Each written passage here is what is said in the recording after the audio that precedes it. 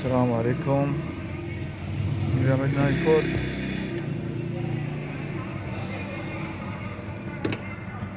هاي الفورد تورس طبعا اللي بيها السيارة ما تشتغل، الساحب اغلب سكيورتي مشتغل.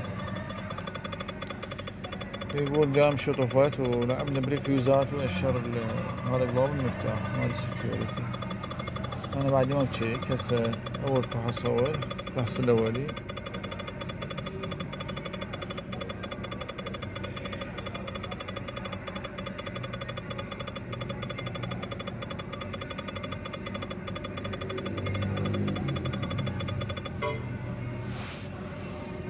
ماكو دخول، راح ندخل مانيوال.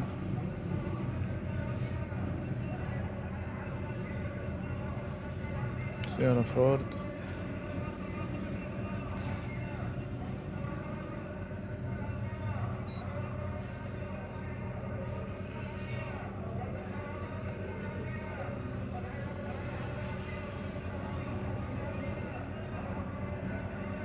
تورس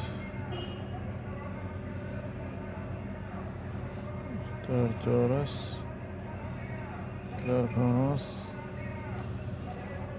12.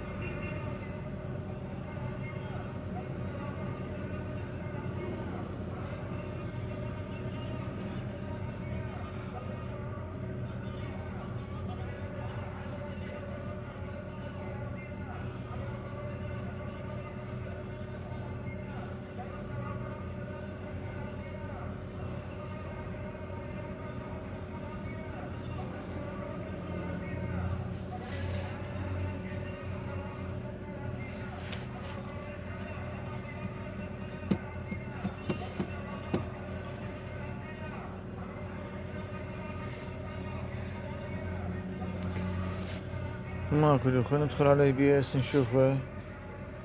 مسج كوميونيكيشن، ماكو اتصال ويا عطل الماكينة. وين رحت الثاني؟ جابنا على الجوجل. وهنا شنو؟ من هنا ماكو اتصال ويا الدشبول. قادم الفيوزات. يقول لكم مشكلة بالمفتاح، بس اللي يهمنا هذا ماكو اتصال ويا المحرك. تمام.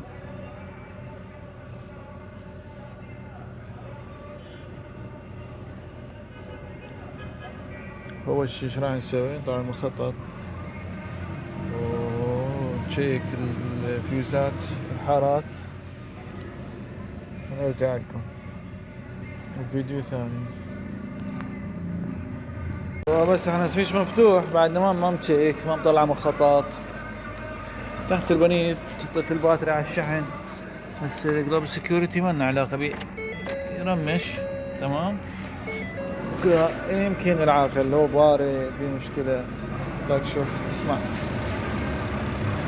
مالنا شغلة هذول يبيعون. اسمع الصوت،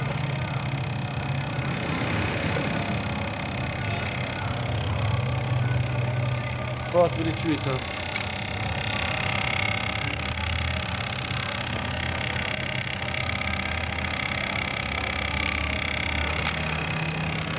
دركة ايد اشلحها. نحاول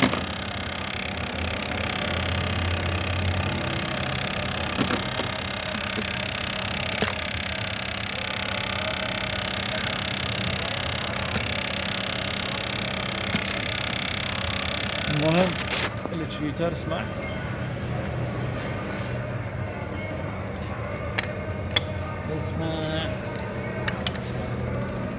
صوت ال الفالف مال المبخرة همين كان ما مشتغل السيارة فاكس. على العموم هتشيك الحارات والباردات مال العقل كمان مشكلة بالكمبيوتر.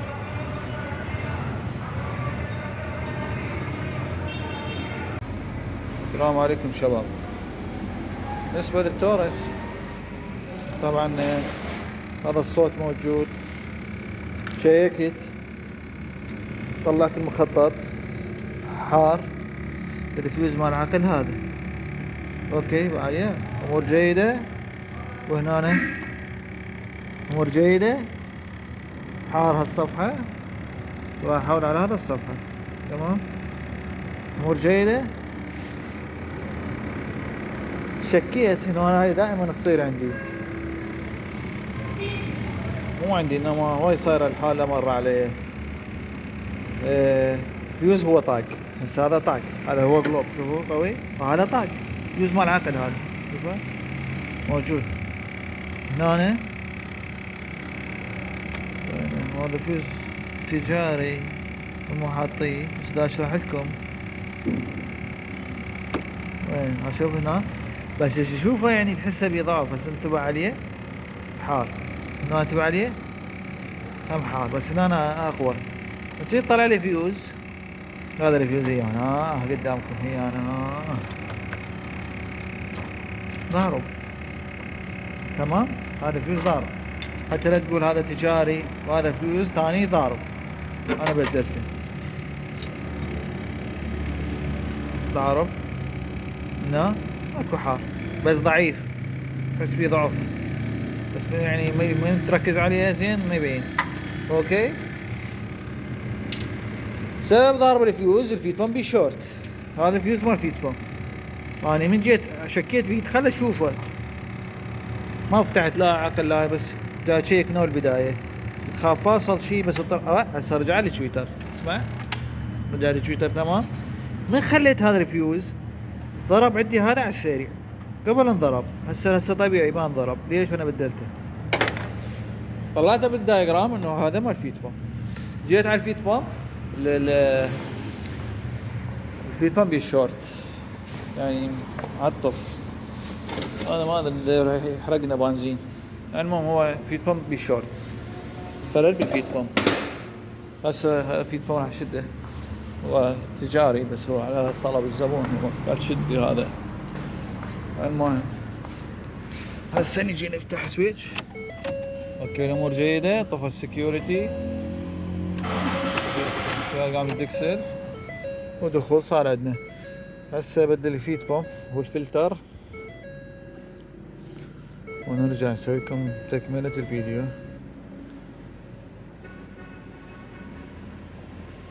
هسه بعدين نمسح الاعطال. هسه خلينا نسوي له باس، ندخل على البي سي ام قبل.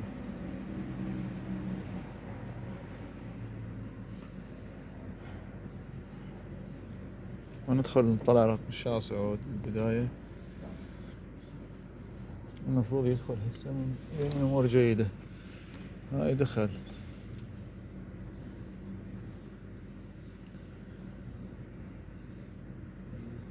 ما الامور جيدة. عم قارئ تويتر لانه فصلت ليش ساعة، وهناك مشكلة بالسكيورتي طبعا لانه العاقل ما موجود. المهم نكمل الفيديو ورا ما نكمل الفيديو. السلام عليكم، هاي تكملة الفيديو الأخير. شغالة الأمور جيدة. بدلنا الفيت بام نسوي الشورت كان يم الفيت بام طقق الفيوز، وهذا الفيوز عابر عليهم بس ما يعبر عليه. والأمور جيدة. هسه نفحصها، نمسح الأعطال مالتها ونشوف ايش بيها ما بيها بعد، ايش بيه هذا الجهاز.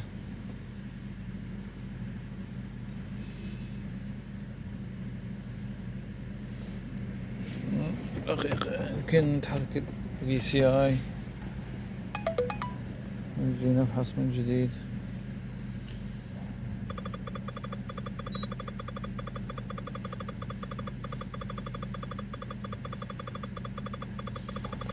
أمور جيدة. رايفورد 12 تورس. اوكي نمسح الأعطال. اثنين كانوا يبيها لوس كوميونيكيشن.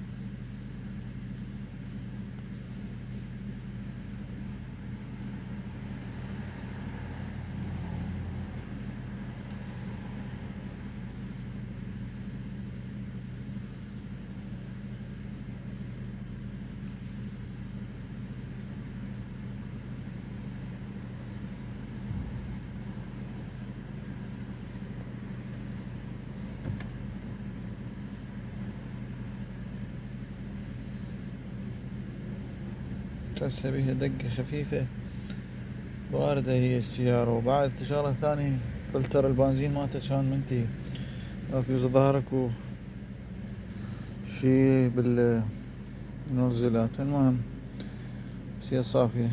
بس هذا يعني التويتر ما تويتر اطارات القديمة. انا فصلت التويتر بأحد الفيديوهات اذا شفتوا كان صوته في مشكلة. المهم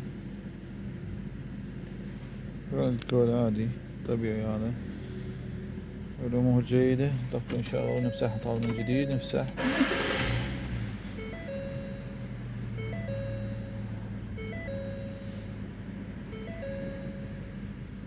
إنه بس المحرك. سوي له باص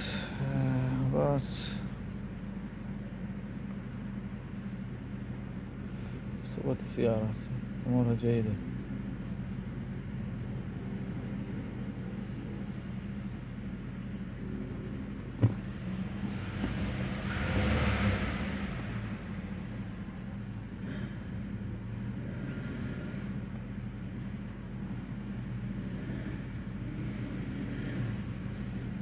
الربطة راحت منها بس نتأكد منها أكثر.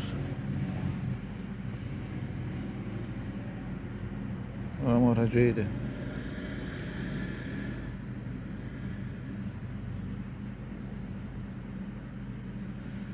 تحياتي أخوكم سعد الكترون. لا تنسون اللايك والشير، اشتراك بالقناة.